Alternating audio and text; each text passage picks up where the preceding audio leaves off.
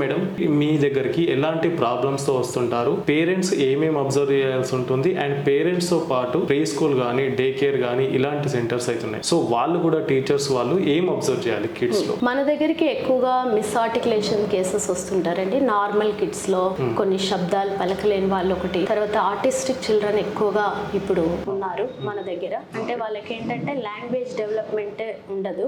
So వాళ్ళకు many other sensory problems కూడా ఉంటాయి. అంటే ఇంత ముందు చెప్పాను కదా, విన్నా కూడా వాళ్ళు వినపడనట్లుగా ఉండిపోవడం. సో ఆడిటరీగా కూడా వాళ్ళకు స్టిమ్యులేషన్ ఇవ్వాల్సి ఉంటుంది. కొన్ని వాళ్ళకు సెన్సరీగా అంటే ఇవి గ్రిప్ పట్టుకోవడం కానీ ఇలాంటివి కూడా వాళ్ళకు ఉండదు. మనం మాట్లాడింది వాళ్ళకి అర్థం కాకపోవడం వల్ల కొందరు పిల్లలు ఏంటంటే మనం ఏంటంటే అదే రిపీట్ చేస్తారు. నీ పేరు ఏంటంటే నీ పేరేంటి అంటారు. సో అలాగా అక్కడ లాంగ్వేజ్ ప్రాబ్లం ఉంటుంది. దాన్ని మేము కరెక్ట్ చేయడం జరుగుతుంది. మిస్ ఆర్టికులేషన్స్, ఒక శబ్దానికి బదులు ఇంకో శబ్దం పలకడం, అలాంటి పిల్లలు కూడా వస్తూ ఉంటారు.